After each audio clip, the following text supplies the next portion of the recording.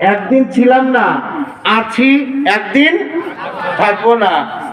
এই কথা যারা বিশ্বাস করেন তারাই জাদুরগুল এলাকা সহ সিলেটের বিভিন্ন এলাকা, বাংলাদেশের বিভিন্ন অঞ্চলে, পৃথিবীর বিভিন্ন জায়গায় হযরত মাওলানা হাফিজ কাউসার ভাই, যেটা আমি জেনে ওই সময় আমার চোখের কোনা দিয়ে পানি বেয়ে বেয়ে পড়েছে।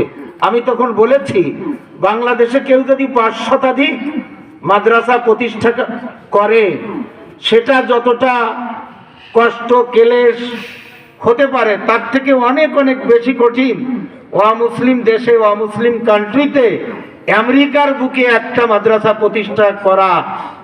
সত্য কথা কিনা বলুন বন্ধুরা, এটা আওয়াজ দিয়ে বলুন। সুতরাং পৃথিবীর যে কোনো প্রান্তরে যিনি এ ধরনের কোরআন ও হাদিসের চর্চার, কোরআন ও হাদিসের এলেম অর্জন করার প্রতিষ্ঠা তৈরি করবেন, তারা ওই 3 কথাকে অন্তরে ধারণ করেই করবেন। কোন 3 কথা? দুনিয়ায় একদিন আমরা ছিলাম না, একদিন আছি, আর একদিন থাকবো না। এই 3টি কথার মধ্য দিয়েই পৃথিবীর সকল মানুষদের জীবন প্রবাহমান হচ্ছে।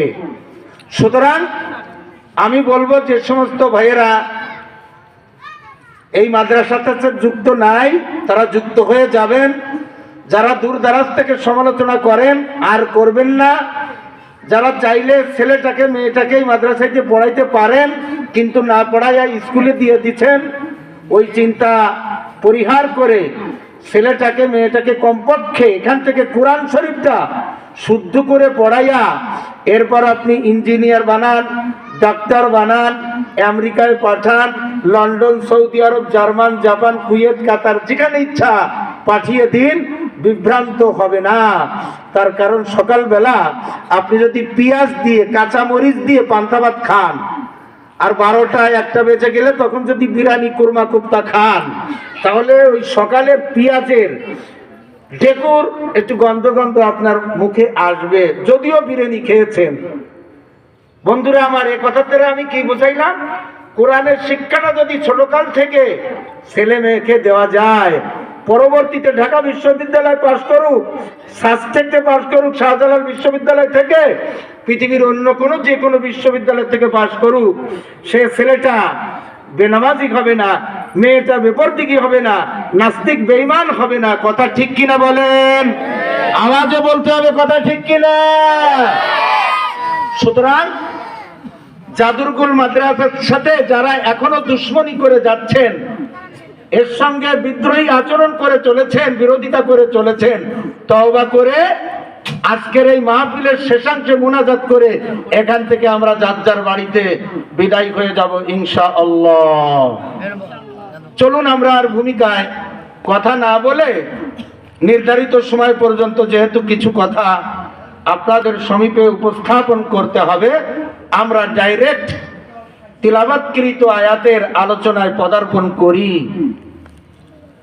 আল্লাহ রাব্বুল আলামিন কোরআনে কারীমের সূরা জুমারের 9 নম্বর আয়াতে কারিমায় আপনাকে আমাকে জাদুরগুল এলাকার নারী, পুরুষ, শিশু, কিশোর, যুবক, যুবতী সকলকে তথা 56,000 বর্গ মাইল বাংলাদেশ শুধু নয়, তাম বিশ্বের সকল মানুষদের উদ্দেশ্য করে যে কথাটা, যে মেসেজটা দিয়েছেন, তা আপনাদের সামনে বিধৃত হতে চলেছে, বর্ণনা করতে যাওয়া হচ্ছে। আল্লাহ রাব্বুল আলামিন বলেন, কুল হাল ইয়াস্তাবিল্লাযীনা ইয়া'লামুনা ওয়াল্লাযীনা লা ইয়া'লামুন। আল্লাহু আকবার। ইন্নামা ইয়াতাযাক্কারু উলুল আলবাব। আল্লাহু আকবার। না, সবার মুখে তো আল্লাহু আকবার আসবে না। সাবিনা, ইয়াসমিন, মমতাজকে এনে, রুলা নাইলাকে এনে যদি গান গাওয়ানো যাইতো, রাত 3টে 3:30 পর্যন্ত নাচন যাইতো। চিৎকার কি এ সময় আর আল্লাহু আকবারের জবান খোলে না সকলের ক্ষেত্রে, তবে যাদের ক্ষেত্রে খুলেছে that's welcome, that's about we are very happy, আমরা খুব খুশি। আর তাদের কাছ থেকেও অখুশি হচ্ছি না, তারা অদূর ভবিষ্যতে সুযোগ হলে জোরে সোরে একবার আল্লাহু আকবার বলবে, ঠিক আছে তো? যারা বলতে মনস্থ করেছেন একযোগে সবাই বলেন তো আল্লাহু আকবার, আরো জোরে। 26 সালের ফেব্রুয়ারির 12 তারিখে যদি নির্বাচন হয়, তখন তো অমুক ভাইয়ের চরিত্র ফুলের মতো পবিত্র বলা শুনতে শুনতে ঘুমানো যাইত না। সলিম ভাইয়ের চরিত্র বলে কি ফুলের মতো পবিত্র, নামাজ পড়ে না একক, তো কি দারুণ চরিত্র, নামাজ নেই, কালাম নেই, পাক নেই, পবিত্র। এবারটা বলে ফুলের মতো পবিত্র, হায় হায় উচ্চ বাংলায় না। আরে কত নেতা দেখলাম বাংলাদেশের 56-57টা ডিস্ট্রিক্ট এই কোরআনের সামান্য খেদমতকে জরিয়া করে ওসিলা করে সফর করা হয়েছে।